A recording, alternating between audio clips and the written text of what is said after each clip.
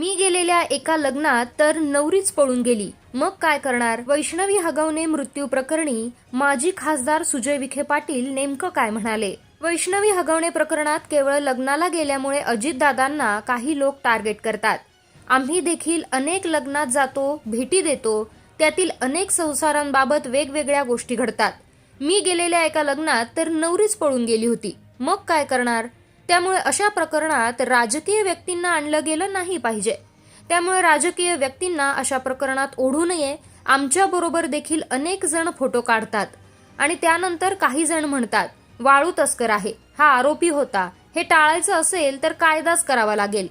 प्रत्येक आरोपीच्या कपड्यावर बिल्ला लावायची वेळ येईल असं म्हणत भाजपचे माजी खासदार सुजय विखे पाटील यांनी आपलं मत व्यक्त केलं. केवळ लग्नाला गेल्यामुळे अजितदादांना काही लोक टार्गेट करतात आणि जे सध्या बोलतायत ते शिवसेना उभाठा गटाचे असतील तर त्यांना लग्नाच्या पत्रिकाच येत नाहीत. ज्या लोकांना पत्रिका येत नाहीत त्या लोकांना कोणी लग्नाला गेलं तर त्याचा त्रास होऊ शकतो.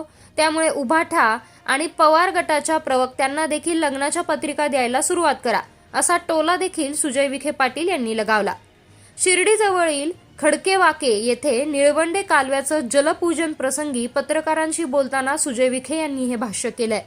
जाहिरात करून आपण प्रतिमा फक्त निर्माण करतो, यापेक्षा जनतेच्या मनात आपली प्रतिमा काय तयार होते याला जास्त महत्त्व आहे. जलसंपदा खातं मिळाल्यावर आम्ही थांबलो नाही तर तेवढ्याच तत्परतेनं कामाला लागलो. आश्वासनांवर राजकारण होऊ शकत नाही, कारण आज जनता हुशार झाली आहे.